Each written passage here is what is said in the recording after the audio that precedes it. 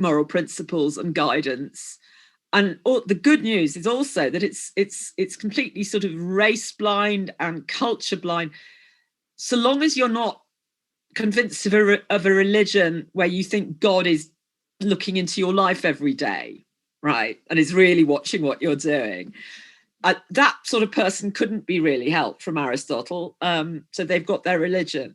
But if you basically believe that you have free will and that you need to take responsibility for your own actions and for your own happiness, then this is for you. Okay. And he actually gives you detailed advice. And I'm going to look at a bit of this.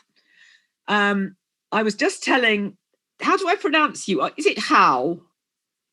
Xiao? How do I pronounce you? It's a bit hard to pronounce. It's Joao. Zhao. Okay, Zhao. So I was telling Zhao that I've visited all the places Aristotle lived, and you can find that film on YouTube. It's just called The Life of Aristotle. But in the 19th century, this was how Anatole Strohmeyer imagined Aristotle's Lyceum. Aristotle set up the first real interdisciplinary research university with a full research library that did science as well as philosophy and arts and humanities in the Lyceum in Athens. But the great news is that this was actually discovered in the 1990s when they were building an extension of the underground in Athens. They found the Lyceum, and you can go there now, and it's a beautiful spot. And you can walk round exactly where Aristotle taught his students. And the other picture there is from a children's magazine of history magazine that I read when I was a child. I saw that picture when I was about 8, right? Of Aristotle teaching at the Lyceum, and I wanted to be there. I know there are no women in that picture, and we can talk about that later, but I have wanted to be there ever since. And just to introduce you to his concept of happiness, eudaimonia, it doesn't mean having a happy birthday. It doesn't mean happy hour. It doesn't mean a happy meal at McDonald's. It absolutely doesn't mean a transitory 1 hour of joy. It means a way of life that gives you real satisfaction. That's actually how the ancient Greeks saw her, that she was a goddess, eudaimonia, sitting in her garden. But happiness for Aristotle is fulfilling your potential. So whatever cards you were given at birth, whatever your DNA gave you at birth, whatever talents, we've all got a talent. It could be cooking, it could be gardening, it could be playing the piano, it could be doing philosophy, it could be being a great parent, or, we've all got one, we've all got a potential. And it's to fulfill your potential to the full by active exercise of what you are good at, both practically, professionally, and also morally, trying to be the best possible you, from what you were born with to your deathbed, trying to build the best possible version of yourself. Now, you need help with that. And that's why a lot of my books about parenthood, because you need parents who try to help you find what you're good at. So not a parent who says you must be a doctor if what you want to do is cook, right? Or you must be a banker if what you want to do is be a gardener, right? The crucial thing is a parent who will help you identify what excites you, because Aristotle's very clear that you will only be good at something you like doing. You'd only be really, really good at it if you like doing it, right? So that's the best thing a parent can do for their child. But for me, all those years ago when I was 21, that's 40 years ago, the page of Aristotle that really, really gripped me was on emotions. Okay. So all the other ancient Greek philosophers like Plato and the Stoics And all of the monotheistic religions, including Christianity, have a binary system of opposites. So there is good, evil, anger, calm, right? It's always a matter of two extremes. So you've got to suppress the bad bit and get to the good bit. You've got to turn the other cheek, not express anger. Now, I'm a very passionate person, a very emotional person. And I found this very, very difficult because I didn't believe that all emotion was bad. I've never believed all emotion was bad. And then I discovered that Aristotle had absolutely, in a revolutionary way, thought about emotions and decided instead of them being anger, not anger, envy, not envy, lustfulness, or completely anti-sex, right? He thought that it was on a sliding scale, a continuum, where there were two extremes, either too much of something or too little of it. The thing was to get it right. And he called that to meson, the mean, the middle way. And this is from his Eudemian ethics, actually, but he actually makes a table of this. So for each emotion, let's start with anger. There are people who are just angry all the time and with everyone, even when it's not appropriate, right? And they need help. Okay. That's the extreme, anger with everyone. There's deficient. That's people who are incapable of getting angry. And whatever happens in their lives, just shrug their shoulders and don't get up and do anything. Okay. And he says that they are not capable of being effective moral agents. They cannot be a properly moral person if they never feel angry. Because what do you do if your child is bullied at school? Right? Do you say, sorry, love, too bad, right? Or do you use that anger to go into the school and see the headmaster and say, my child is being bullied. What are we going to do about it? Right? Somebody drunk drives into your car and makes you unable to walk ever again. Right? Do you say, who cares? Or do you use that anger to go to court, right, and get financial compensation because you're going to have to take taxis for the rest of your life? Yeah. So I found this for myself helped me massively, that when I did feel anger, I would think about, is it justified? Am I being fair? Or am I psychotic? And if it's justified, how do I use it? Right? And it's the same with, actually, when I did this, Aristotle actually gives you a kind of questionnaire, which I've reproduced in the book, and a table to go through and be really honest with yourself, because you won't get to be happy unless you're honest, right? Emotional honesty is crucial. My Greek problem is that I like revenge far too much. I admit it, and I had to admit it. And he says that if you're too vindictive, that's excessive. If you let your whole life be taken up with getting back at people who've done you harm, you will be miserable, right? Because you just will have your life dominated by it.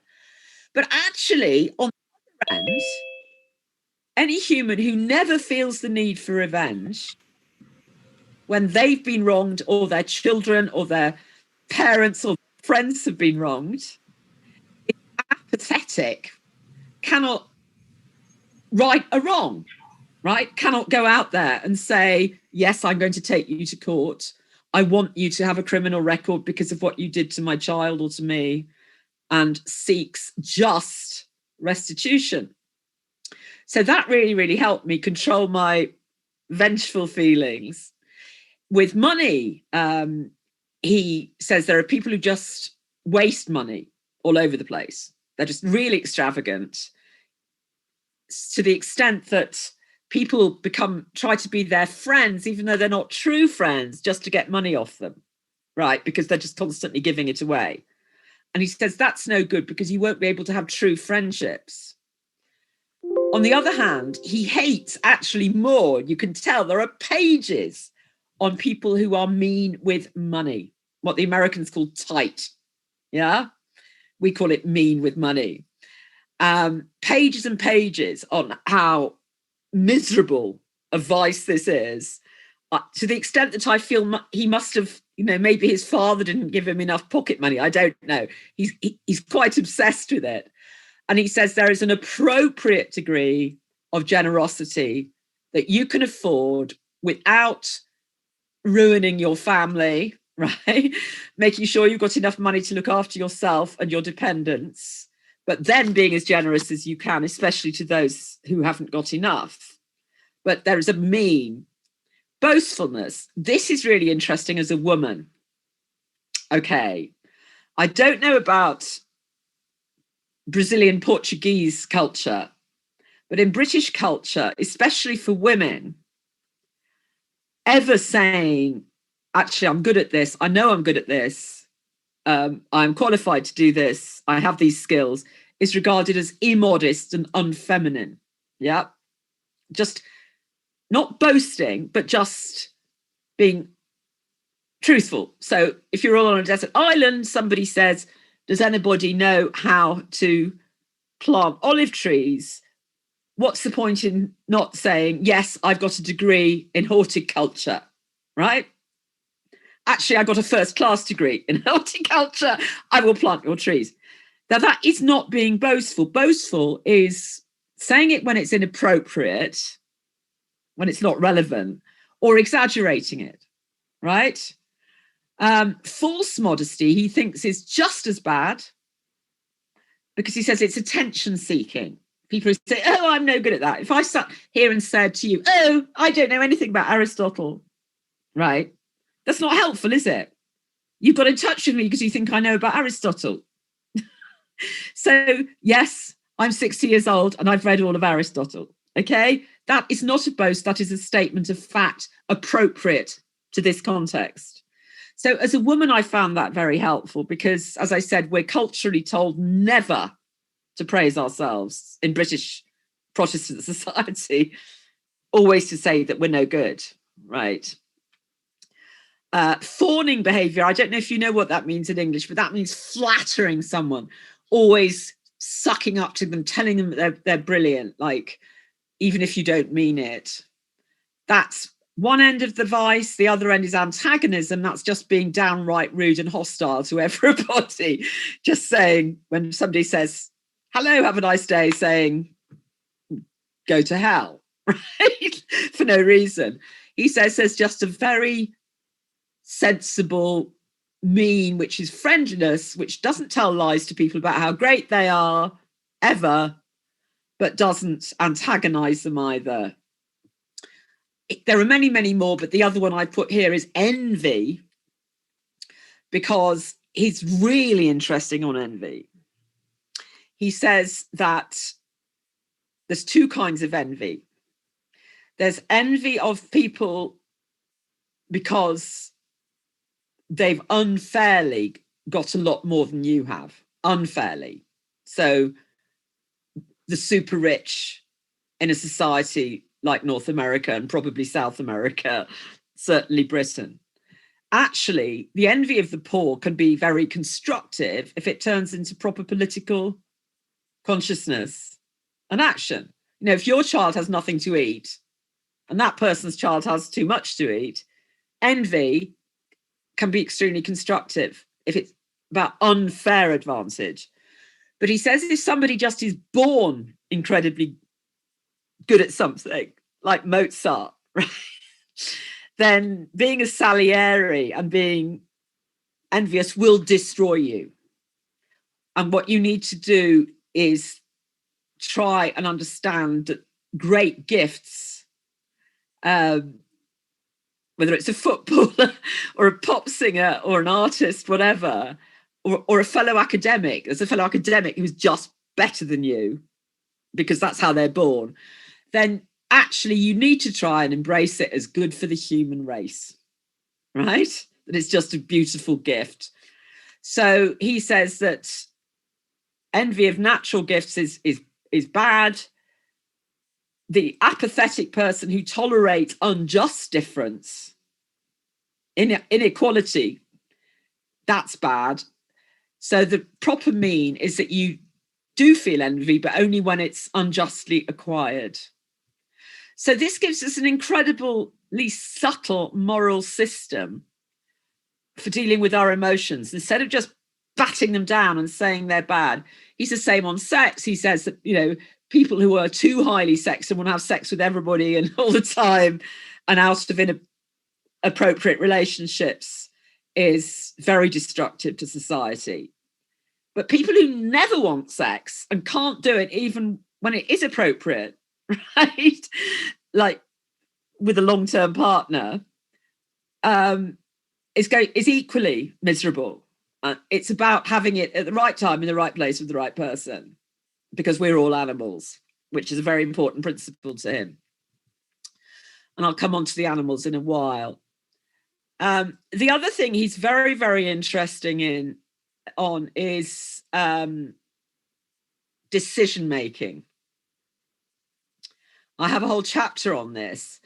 Now, he's not the first ancient Greek to talk about how you make decisions. But what he did was bring together lots of wisdom from all the way back in Homer, some in people like Theognis, Plato, Greek tragedy, and he brought it all together and pretty much gives you these rules. He did also write a whole book on deliberation, which we haven't got, sadly, but I've tried to reconstruct from what he does write in his ethical works, what his basic principles were. And if you apply these, if you had a serious decision to take, like, shall I leave my husband? Okay, let's just say, shall I leave my husband? If you put these 8 things into action, you're going to may not come out with a happy outcome, but what you will be able to say on your deathbed is that I deliberated in the best possible way. Okay. So I found this one when I go around British schools, when I'm talking to 15, 16-year-olds, this is the one they all write down, because no one's ever sat them down and said, this is how you make a decision. So number 1 was actually an ancient Greek proverb. We have it in English. It's sleep on it, right? Take your time. In Greek tragedy, all the bad decisions are taken because there's 8 hours between sunrise and sunset to take the decision. So if you've got to take an important decision of any kind, whether it's about what you study at university, what job you want to do, what your career you want to do, what person you want to choose to have a relationship with, whether you're going to end the relationship, number 1 is don't be rushed. Take your time. Things can look very different in a week. And one of the, and you can ask for more time. I regularly, when I get difficult emails, now say, thank you for this. I need a few days to think about it. Can I come back to you next week? Yeah, you just delay it. One of our greatest problems now is the electronic age. In the old days, if I decided I hated my job, you go home, you write a letter on paper with a pen, you put it in an envelope, you put it by the front door because the last post is gone. You go to bed to post it the next day. By the time you get up in the morning, you may well not want to say that to your boss, right? You may well not want to lose your job and go to Australia. So never email, instantaneously. I mean, I've done it. I have. My husband won't let me on email after I've had a glass of wine, which is actually Aristotle's last, number 8. He actually says, don't drink and deliberate. He actually says that, okay, because he presumably at Philip of Macedon's court, mind you, I've got a glass of wine now, but at Philip of Macedon's court, I think he'd seen all sorts of people acting out of rage on impulse and not taking their time. The second one, and I think the most important of all, is to verify all information. all the great bad decisions in world history have been based on falsehood. For me, you won't remember, you're all too young, but when Britain decided to join the USA in invading Iraq, it was done on a false piece of information. The public was told that weapons of mass destruction were in Iraq. They found none. They found none. And that was the lie on the basis of which the Parliament eventually voted to go to war. So the information was simply wrong. Okay. And I cannot tell you how important this is. So should I leave my husband? My girlfriend tells me he's having an affair, right? So I leave my husband because my girlfriend tells me he's having an affair? No. I've asked him.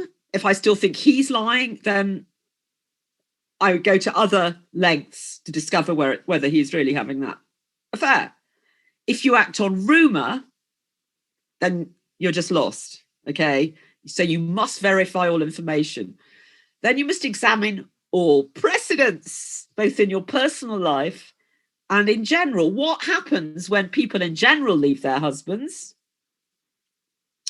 You know, do they end up regretting it? Do they end up lonely?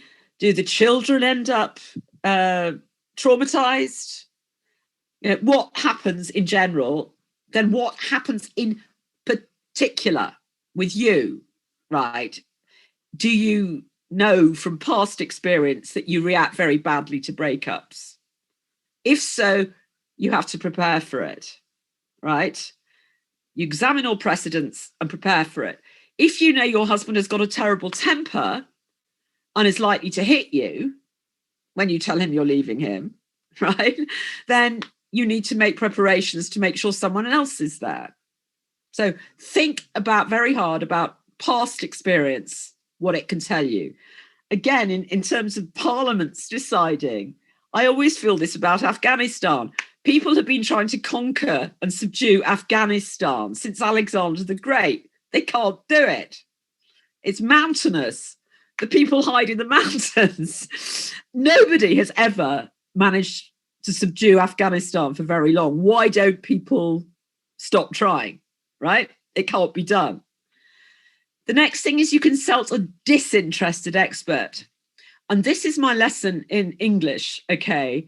Uninterested means you find it boring. Yeah? I'm actually uninterested in sports car racing. Okay? It doesn't interest me. Disinterested means that they do not have any kind of stake in your decision. So if I ask that girlfriend, should I leave my husband? She is not disinterested because she may want to see more of me, right? She's got a stake in whether I am single or not. If I go to a marriage guidance counsellor or a psychotherapist, I'm paying for someone disinterested who is an expert in marital relationships, right? So consult a disinterested expert. Then ask yourself, how would it affect all involved? Because a decision like leaving your husband affects certainly a whole family, probably two families, and possibly the whole village or community, okay? So you do need to think very, very deeply about especially how it will affect children, I think, and whether it's worth it in this particular circumstance. Sometimes it will be, sometimes it'll be worth trying to stay together for the sake of the children. Then calibrating likelihood. Well, that's the most difficult, probability. But what is the likely outcome of leaving your husband? Well, there's going to be different relationships it affects. There's going to be friends who will stop being your friends. There's going to be money that isn't coming into your bank accounts. There's going to be children who may need extra support. you may lose your house. You must be absolutely clear and prepared for all probabilities. Now, you can never get all of them. You can't. But you can jolly well try to map out all the different ways the future will go. And that includes number 7, which is just luck. So the unexpected. So if I leave my husband, I say I'm going to be a single mother, I'm all right, I've got a job, I'm a professor, I've got enough money, and I find out in 1 week's time I've got a terminal illness. Yeah, that's just bad luck. Then what will happen? Okay, so you've got to factor in, or you find that you leave him, you find you're pregnant, right? Or I don't know, COVID-19 comes on and you get made unemployed, right? You've got to try and anticipate just what bad luck might or might not do in this situation. Or you might be leaving your husband for another man who just falls under a bus and dies, okay? Are you strong enough to take this step as an autonomous person on your own? And finally, don't drink when deciding. I'm afraid to say that all the ancient Greeks also said, don't talk to a woman. They did. They said women can't deliberate. They haven't got the capacity to deliberate.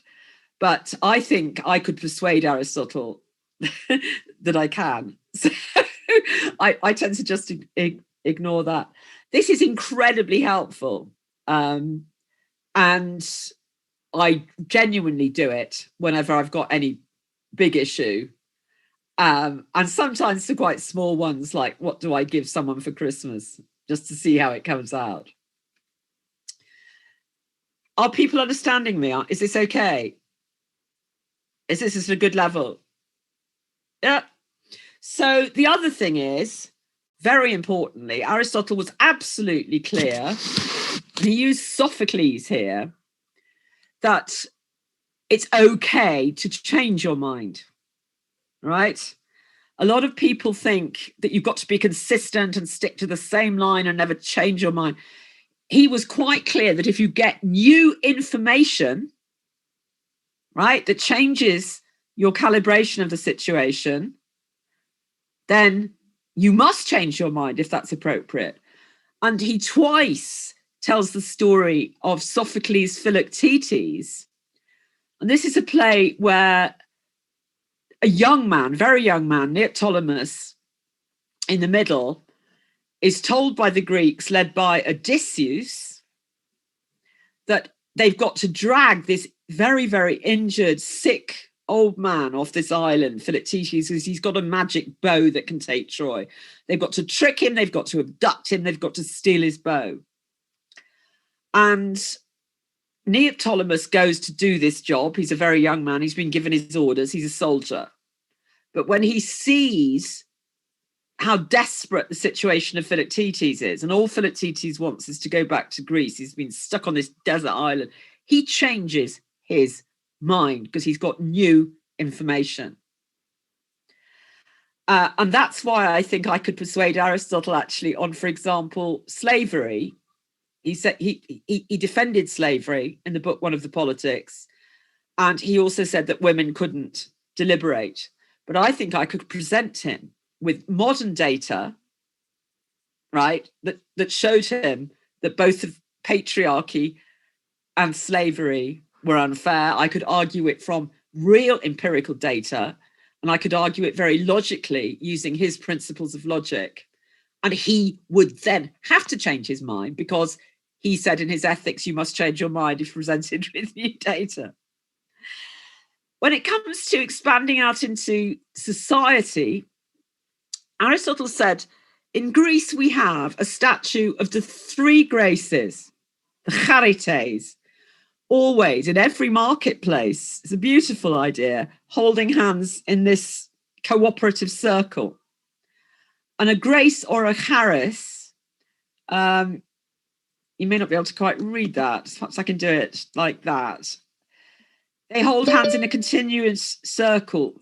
Charis means a favor. That's doing nice act, a good act to someone, which makes them feel they need to pay you back a good act, a charis. And he saw the number 3, the reason why they have it as 3 is the moment when the primary building block of society, which is the couple, breaks out and becomes a community with a third person.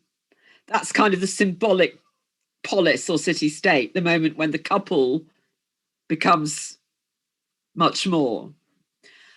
And he thought this was a very good custom because it told all the citizens to form this virtuous circle of doing each other support and favors. And this underpins, to me, his other most important, for people certainly your age, I think there's 2 more things, this and potential, but friendship. He wrote the most wonderful stuff on friendship, which I have found so helpful in my life.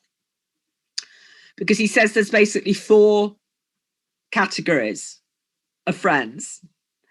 And the thing is, to be happy, you need to identify with each friend and each fellow citizen which category they're in. And he says all the problems arise with friendship when there isn't consensus about what sort of relationship it is. It's kind of a contract. So you have your primary friends, and those, there's no difference for him. A philos could be biologically related.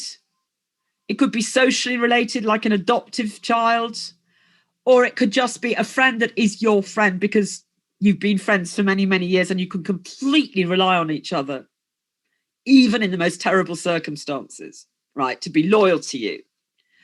And he says, usually it's going to be your partner, maybe parents, maybe children, maybe your brothers and sisters, but not necessarily. The crucial thing is that philos loves you so much that they don't mind if their favors are never even known by you. He's very clear about this. And he cites another tragedy, sadly one that hasn't survived, where Andromache smuggles her little baby boy, Astyanax, out of Troy and just leaves him out there when the city is falling to save his life, hoping that some woman will find him and bring him up. And she does this, even though she knows that that little boy will always hate her for abandoning him, right? He won't know the true reason. But that is true love, because she wants his good, even if he doesn't realize that she's trying to do him good. Do you see what I mean? Now, he says true friends have got to have that sort of feeling for you. And what I've found very helpful, because actually I don't get on very well with my birth family. I don't. I'm very different. And they're not being, my siblings are not, it's not a happy family. And I know my mother is dead. She did love me. But the others are not true friends because they don't actually want my good. They're jealous or envious, or it's difficult. My family is the family I've made with my husband and children. And also I have about 4 really, really close friends, very close, for 40 years. Right?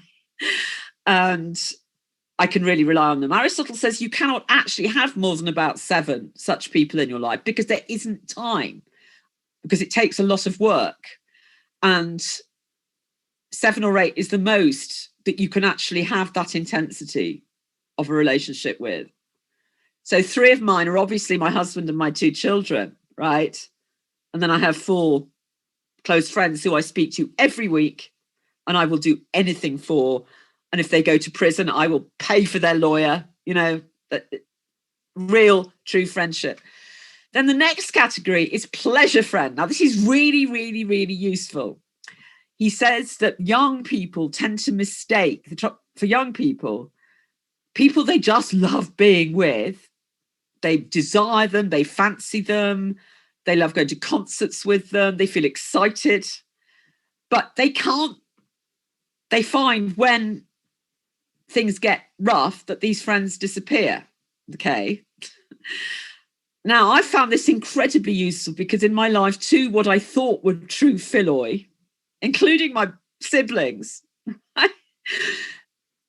turned out that I couldn't depend on them. So a pleasure friend, you just decide it's a pleasure friend, which means you can go to the cinema with them. You can have a drink with them. You can have a laugh with them. You can meet them once a year for Christmas. But don't expect to be that they will help you. And I found this category very useful when two friends, not my family, but two friends let me down once badly when I was in trouble. I didn't have to get rid of them, right? In my head, I simply moved them to pleasure friend. That I would carry on going out for a drink sometimes, but I wouldn't tell them all about my personal life anymore. Yeah, so that you can still keep them for pleasure. And so I've got these demoted friends. Then there's utility friends. This is Aristotle's word. It sounds really cynical, but it's not. People you have something temporarily or permanently in common with. So all the students I teach at university for 3 years, they're my utility friends. We have something deeply in common. I will be sad at the end of the 3 years, but I will not cry, right? We'll have done each other the right kind of favor and the right kind of circumstances. You go on holiday, you meet someone for 2 weeks that you have great fun with because you're both on holiday together. You can get very close, but actually that relationship is not going to last in any important way. And knowing the boundaries between primary pleasure and utility, yeah? And then you can discuss it. You can meet a utility friend who you really think is wonderful, and you can decide together to move it up, yeah, to something more intense or not. But the point is, the trouble always comes if one person thinks it's primary friend and the other person thinks it's just a utility or pleasure friend. And then finally, fellow members of your community, other Brazilians, other classicists, other philosophers, whatever, are a diluted form of utility friendship, right? You've got something massively in common. We have an interest in Aristotle in common. We're meeting for one night, right? Maybe we'll keep going for longer with emails, maybe, yeah, but this is your fellow Brazilians. In an ideal city-state for Aristotle, it's built up of diluted friends who have got the goodwill of the others in mind and they will do them favors, right? Diluted utility friendship. Have I gone on for long enough, or would you like some more? Professor, sorry, Edith. Yeah. Can I ask just a question? Yeah, I think we should do some questions now, don't you? So those are really the most important things to me out of Aristotle's ethics, especially for young people, is emotions, deliberation, and friendships. Is this about this friendship, these categories, is this in the Nicomachean ethics? And the politics, it's spread over them, but I've tried to distill it. I can send you, I didn't do this, and I remember today when I read through the emails you'd asked for it, I can send you chapters, a list of like 10 chapters I think you should read. That would be very lovely as well. Actually, I only read some chapters of the Nicomachean ethics, especially the chapters on friendship. As a matter of fact, these are. I stumbled someday with an article about friendship for Aristotle, and I found the distinction very useful and interesting. And it's incredibly useful. And I'm actually number 4 there. I'm really taking from the politics because that's how he builds up his whole idea of a good civic society. And this is so revolutionary because Plato starts at the top and starts with the rulers, right, and works down. Aristotle starts with this individual with a partnership. And it's actually one of the reasons why he hates adultery so much, which for an ancient Greek male is astonishing, because they were allowed, society legitimized them having sex outside of their marriage, right? It was actually fine. He said, well, it's not fine. And that's not because you're cheating on someone. He said it's not fine because if you rot the trust in the primary building block of society, right? That could be a gay couple, could be a straight couple, but that primary partner, if you rot the trust there, then how can you expect the whole house to stay up? Mm-hmm. And I found that myself when tempted to flirt with someone other than my husband, and everybody is. I've been with him for 30 years. I found that argument is what stopped me, right? Is that I'm actually going to rot my whole family with distrust and lies, right? And my family is, my children, whatever, we're part of this street, these neighbors, this village, this town, this nation. So you're actually letting everybody down if you do it. And I find that a very compelling argument that it's just a shit thing to do to everybody, right? I'm not talking about young couples. I mean, people who are pleasure friends. And he says that all young romances are just pleasure friends that haven't tested it yet. That's what he says. He says young people are very susceptible to this madly falling in love, but it not being tested by actual hardship of any kind or pressure. And that's why young people sort of just get these mad crushes. And I certainly had one. I was madly in love with someone completely unsuitable when I was 19. It broke my heart. But now I look back on it and I think, well, he was just a silly man. He wasn't even a good man, But I do think, I'm glad you said you found it useful, because of all of Aristotle, I have found this most useful, because I've hardly anybody have I just said, I'll never see you again. Right. I just move it around according to how they behave. Mm-hmm. Yeah. I actually have a question, because you said there's Aristotle talks about this limit of 7 primary friends because there isn't enough time to talk with more than that. Do you think that still holds up today? Like, we have internet and other means of communication that make it easier, make it less time. We need less time to be in touch with our friends today. I think that we're absolutely right. I think because he actually says one of the things that makes it impossible to carry on is distance, if you never get to talk. And we don't have that problem with distance. But I still think there's only so much room in your emotional life. And he gives the example of you might need to go to one person's had a baby and another one's funeral. If you have too many, it's actually logistical. How much of you is there in a day? And I've had days where both my children and my husband have all wanted me for an hour.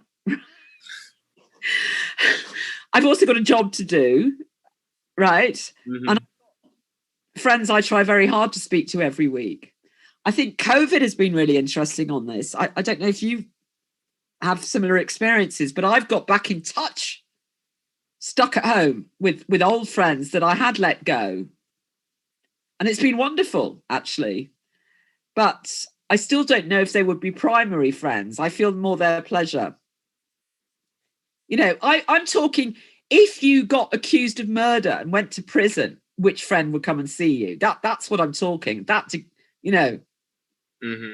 loyalty. From my understanding, which is definitely rougher, but I tend to see like primary friends are the friends you. It's not only about how much you can count on them, but also how much you admire, you value them. I don't know. Yeah. Mm-hmm. Well, you can't, if you don't respect them and know that they are also trying to be the best possible version of themselves. Mm-hmm. Yeah, exactly. If you're already trying to do that, then you won't be able to be friends. You've lost what you've got in common. Mm-hmm. Morality, shared moral values. He actually talks quite amusingly when about two bad guys can get together. They can be pleasure friends. He says you can have two guys who like playing dice together, you know, two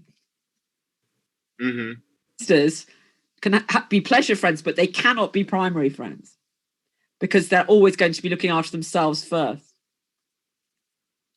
Would you like to see my cat? It's one of my favorites.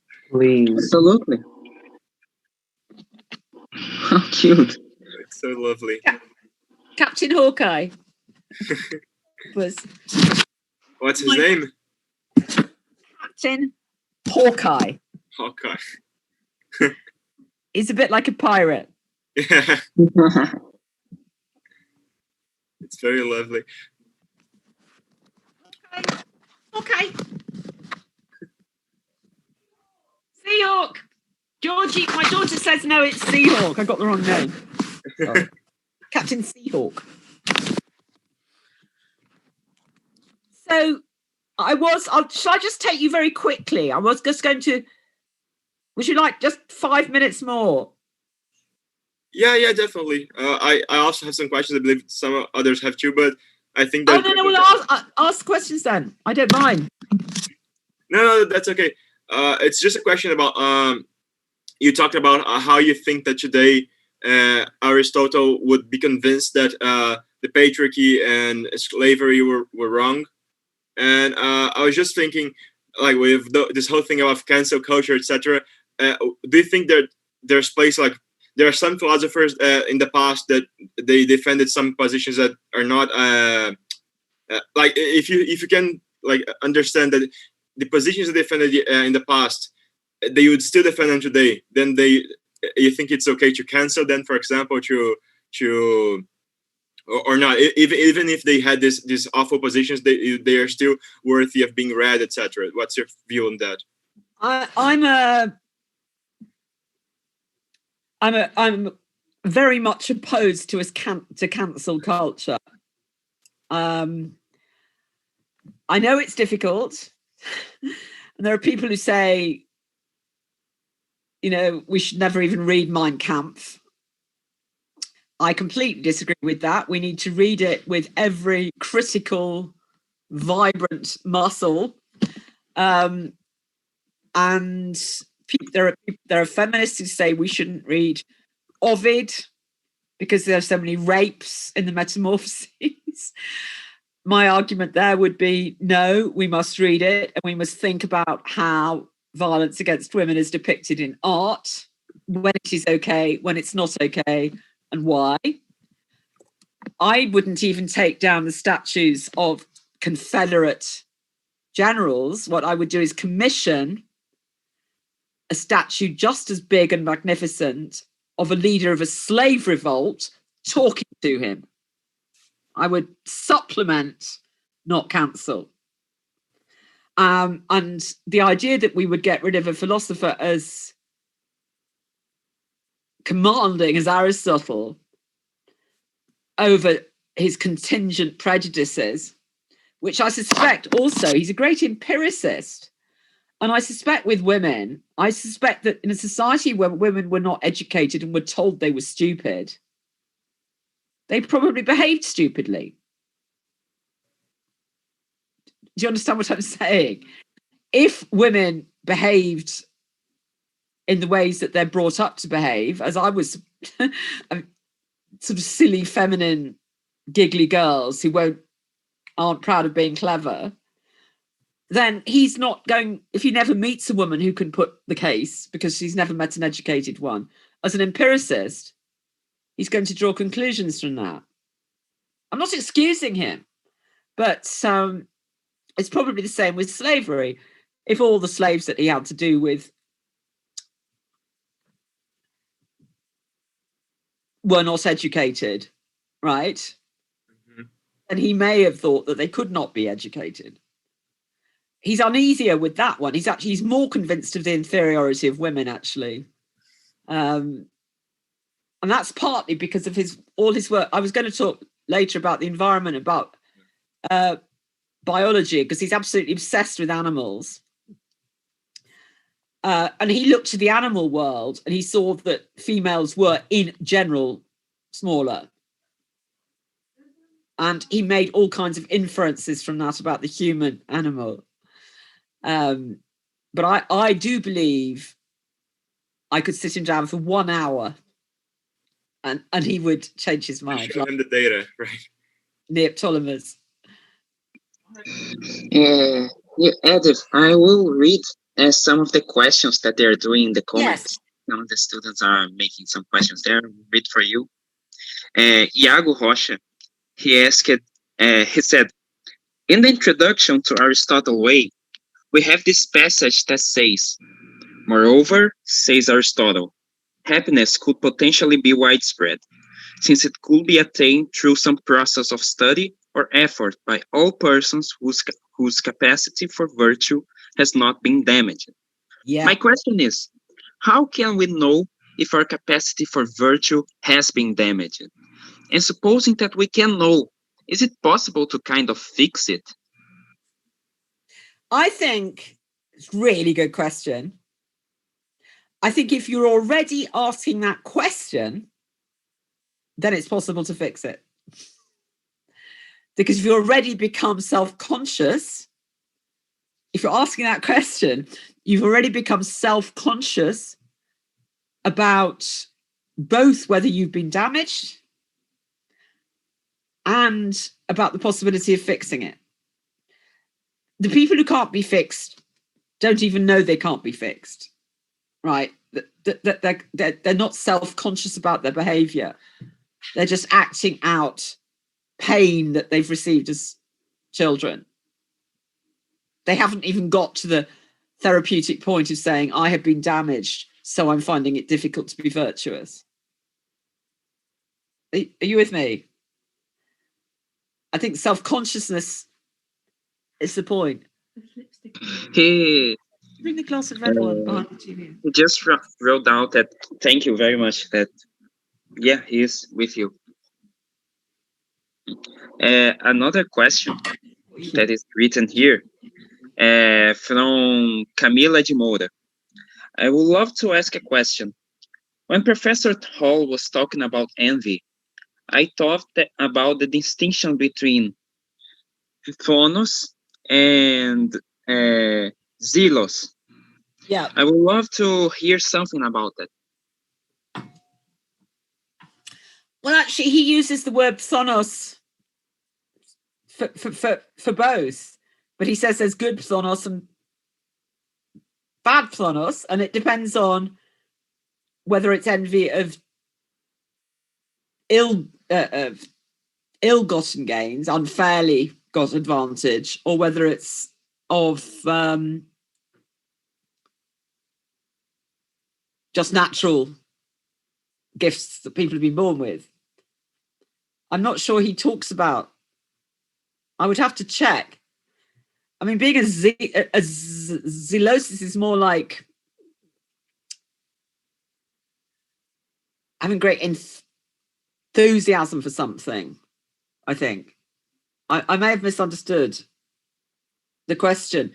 The phonos is about targeting someone else because they've got something and hating them for it. Right? Now, all of ancient Greek philosophy and Christianity, except for Aristotle, says that's always bad. Yeah? Which is always bad. He actually says, no, it's more complicated than that.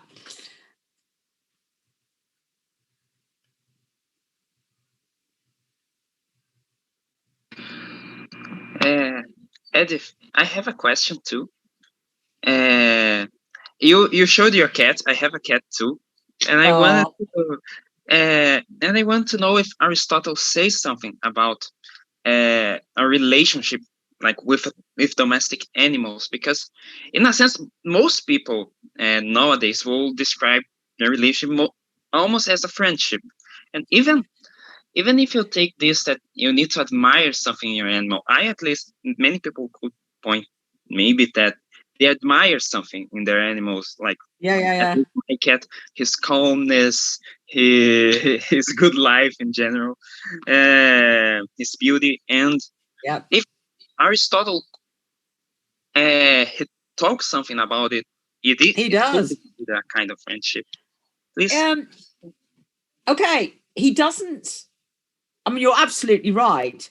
And in fact, a philosopher at the same time as Aristotle, who was also going to Plato's Academy at the same time, was, of course, Diogenes, who said that dog morality, right, was superior to human morality because it didn't have hypocrisy, had no hypocrisy, no pretending to be what it isn't, total loyalty, total unashamed of physical functions, like no hang-ups about sex or eating and all the rest of it.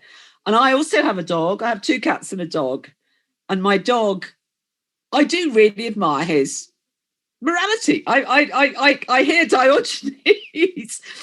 But what I don't hear about, I don't agree, is because he says all forms of civilization and civic life, city life, institutional life, community life are bad. You're supposed to go and sit on your own in the market square and masturbate with the dogs.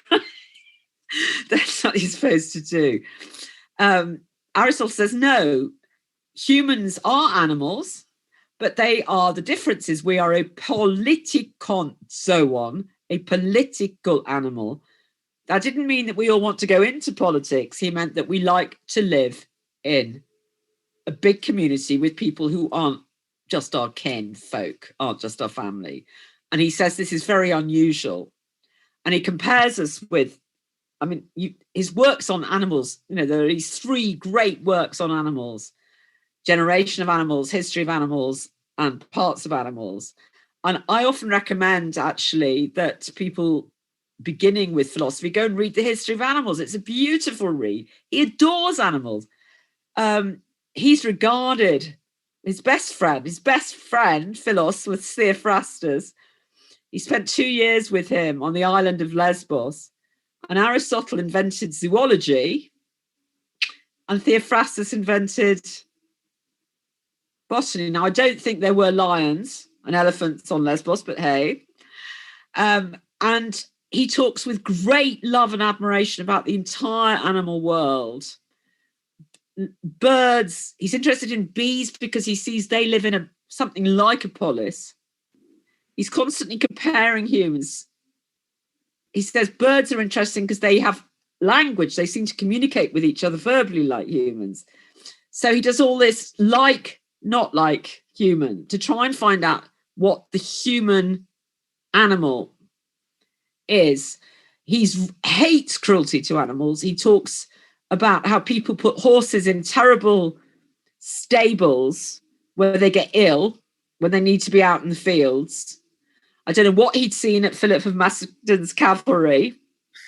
He really admires about dogs is their sense of smell. He says that humans and animals have this fantastic, philia, actually, partnership, because we cannot smell properly. So that we have gone out hunting for thousands of years, and we now know exactly. They discovered it's about 30,000 BCE, the first domesticated dog, wolf, right? Because they have got skills and senses humans haven't. So we create a better composite working in cooperation.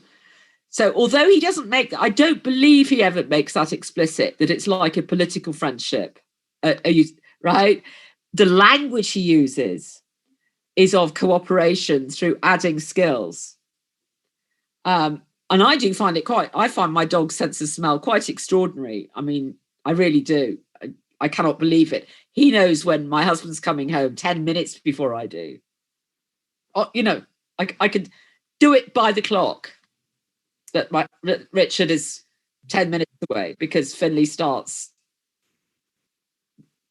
going to the front door. What's his name? Finlay, it's Scottish. Finlay. He's a beautiful boy. So, yes, I don't think he ever wrote explicitly about this, but if you read his works on animals, you'll see a very great affection. And he thinks that in general, humans have practiced cruelty on them and not let them be their natural selves. He's also, and I was going to, well, it's in the book, but he's the first, he gets environmentalism. He talks about the very first mention of a species that has been made extinct in world literature that I have found is in Aristotle. He says that there's a kind of shellfish called the red scallop that has become extinct in the lake on Lesbos because of overfishing. He actually says that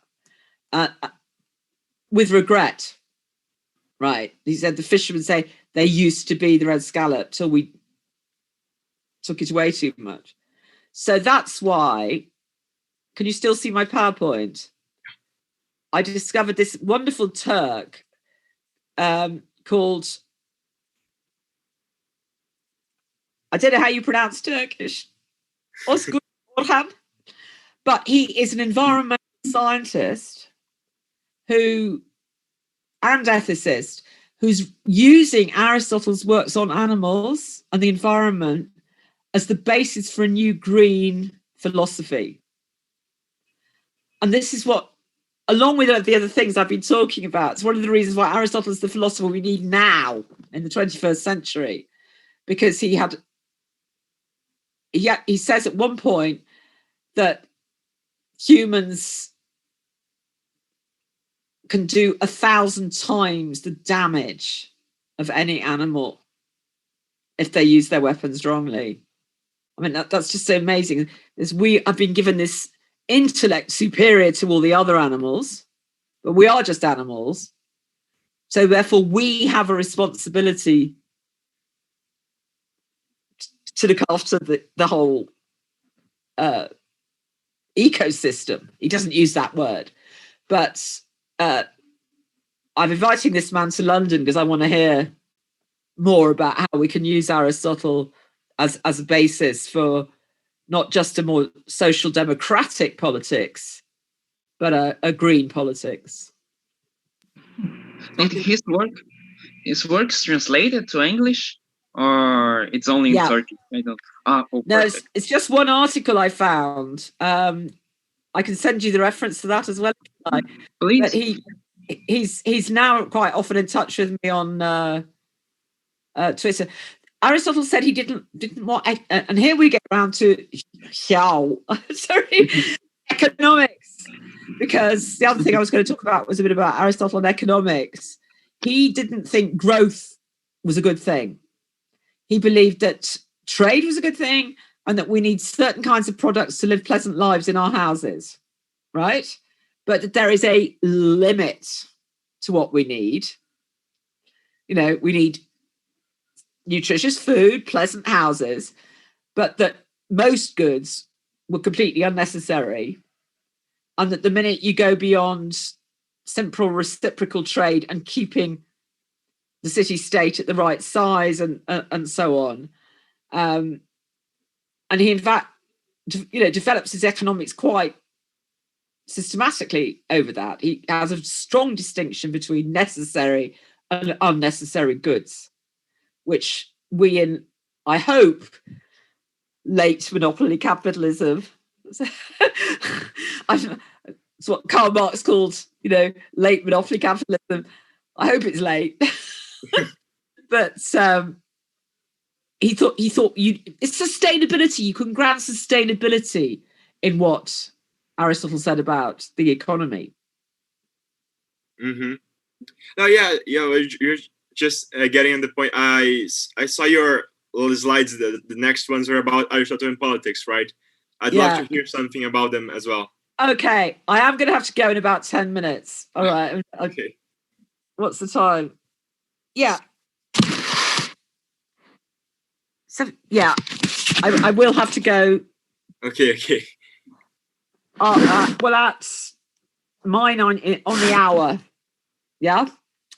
So I was going to say exactly this interesting thing that in the politics, he has this distinction. He goes through the different kinds of constitution. He set his students studying all the different ancient Greek city-states. He did this constitutional history, and we've got fragments of this come up with his work. And so he'd actually done a sort of spreadsheet of how cities work that are democracies, tyrannies, oligarchies, monarchies. And it's all in the politics where he talks about them. And in fact, does say democracy, if it's working, is the best system. He does. But it made British history, certainly, because the world's great books, the politics, the beheading of King Charles I, the first British Republic. We did have one in 1649. Was John Milton used Aristotle to argue when monarchy needed to go, when a monarch had become corrupt and decadent. So he used the politics. He'd read the politics and he used that.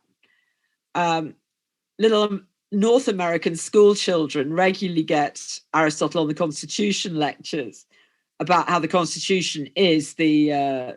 this is a poster from USA 90 school children's classes.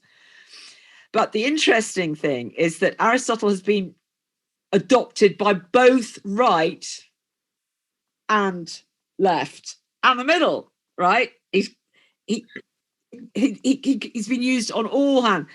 So his politics is one of the 10 books every conservative must read if you're an American right winger, because he doesn't believe in extreme communism, right, at all. He believes in private property.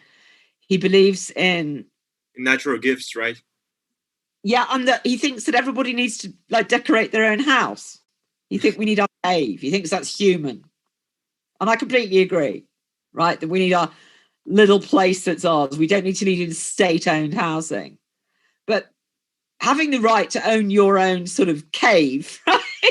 Or modest 3-bedroom house is not the same as having the right to own 90% of the country's riches, right? I mean, this is all about balance. But in his politics, and I said for an economist, this might be interesting. The right wingers have misconstrued a story he tells. He tells a story about how Thales, the first ever Greek philosopher and natural scientist, 200 years before him, he's the first person ever to use the word monopoly, Aristotle. He uses it. Thales understood the weather and the environment because he was a philosopher, natural scientist. And one year he'd been taunted. He'd been told that philosophers are useless. They can't make money. We're all told this at universities now. All right, we're useless. Thales went out, used his understanding of the weather, saw that there was going to be an olive glut, masses of olives that summer, bought out every olive press for that summer, hired it. That's where the word monopoly comes in. Made all that money by being the only one who could sell people olive oil. And then turned around to the people criticizing intellectual work and said, see, I can do it, I just don't want to. But the right wing ignore the reason of the story and say, oh, look, Aristotle believed in monopoly capitalism. I'm serious. Go look at the context. It's hilarious. So on the left, this is Aristotle and Hugo Gellec's brilliant Karl Marx's Capital in lithographs. You can find that online. Gellert was a Hungarian, I think, but he immigrated to the US and was in the Communist Party and worked incredibly hard for black rights. Marxists really like Aristotle, A, because Marx did with the political theory, but B, because Aristotle's the first person who put the economy at the heart of power. So he always said, how does this city-state make its money? Is it mining? Is it farming? Is it fishing? Right. He put economics, which of course you have to do. He said, what are the means of production? Simple as that, right? So he's proto-Marxist. And when Hugo Gellert, you will love this book if you like socialist lithographs, and you can find it online. He did, for the workers, an illustrated Capital in pictures. It's brilliant. But Aristotle gets... So this adoption on either side is really fascinating to me. And I found this in Greece last summer, where they're really suffering from terrible poverty for all kinds of reasons, even pre-COVID with the European Union. And he says this in the Politics. He says poverty is the parent of revolution and crime. What he's actually arguing is that in any civilized city-state, you don't want a big disparity between rich and poor, because that will make people hate each other, envy each other, and give you revolution and crime. And it's stunning. He agrees with Plato, would you believe, that any society in which the richest person has more than 5 times, this is the ratio, the maximum ratio you can do and all be happy is 5-1. That is, if I earn £50,000 a year, I pay my cleaning lady less than 10,000, she will hate me. Try telling that to the super rich. 5-1 is the maximum that can be accommodated. It's mind-blowing. They had thought this out. They had written constitutional histories of all the city-states where there'd been too much rich, poor. They had worked this one out, that it was 1-5 was the maximum strain you could put on. So this is where I think we've forgotten the wisdom of the ancients, really forgotten it. That the last thing I was going to say was potential. I haven't really talked about this, but except right at the beginning, that every parent needs to look to every child's, what is their dunamis? Your dunamis is your potential, what you could potentially become. So for an acorn, its dunamis is a magnificent, healthy, big oak tree, right? For any child, any baby, it's got a potentially best version of itself it could be if it's loved, fed, watered, cuddled, taught to read, supported, and people are interested in it.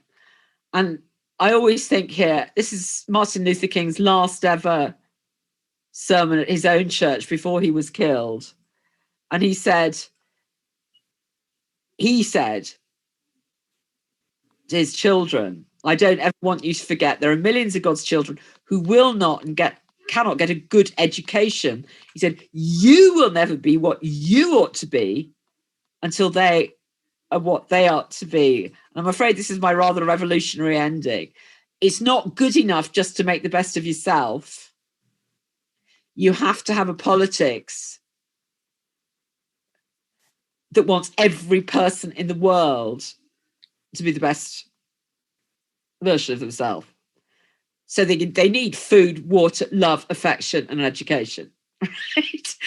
And everybody who's deprived of any of those might be, from the question earlier, one of those too damaged ever to become the best person of themselves.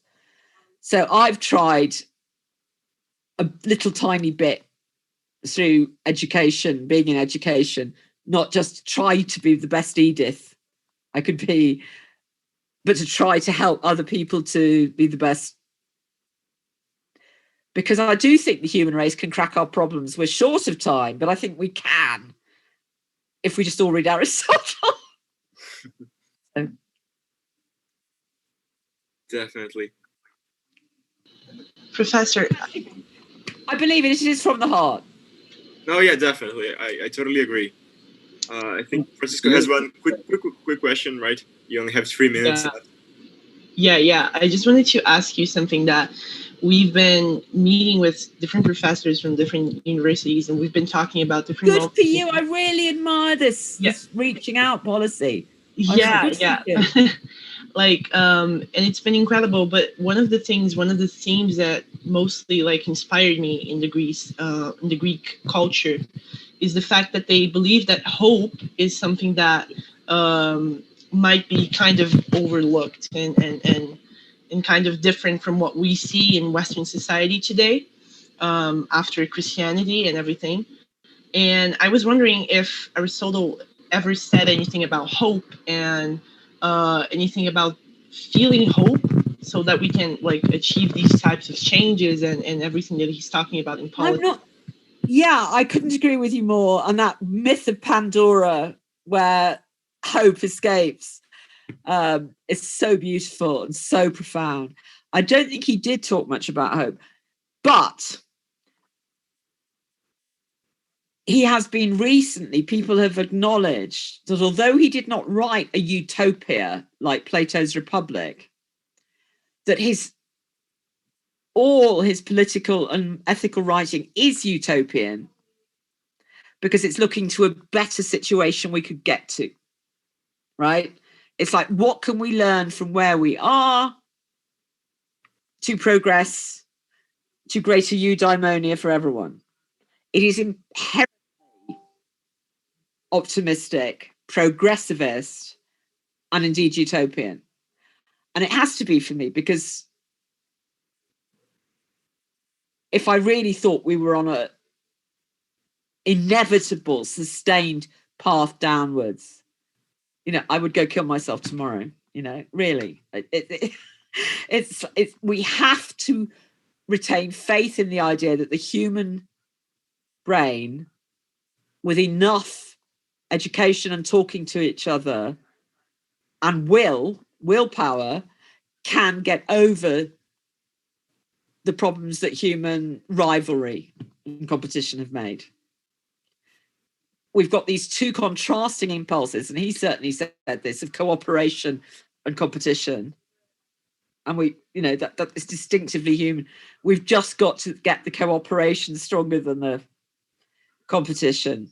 And we've got the intellectual toolkit to do it. It just... I'm actually speechless. I feel speechless about this because I'm leaving the world. I've only got 20 or 30 more years maximum. I have children your age, and I'm ashamed of what the boomers have done or not done. I really am. I'm ashamed to be passing on the world the way it is. So I have to be an optimist. And I think he was too implicitly. Thank you so much, Professor. My pleasure. Yeah, I think we all ought to be optimists in some way, because it's the only way to, as you said, it's the only way to live the world as it is to think it's going to be better, right? So you really have to. Otherwise, we would just all go and take heroin and become addicts. And yeah, of course. I've got to go, ladies and gentlemen. Oh yeah, definitely. I'd just like to say again, thank you very much for being here with us. I hope you can make it to Brazil after COVID. Oh, I'd love to. Invite me again. Yeah, come back to Rio once again.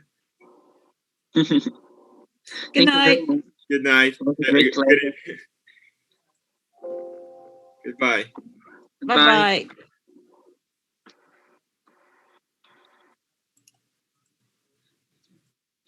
Goodbye, everyone, as well. Bye.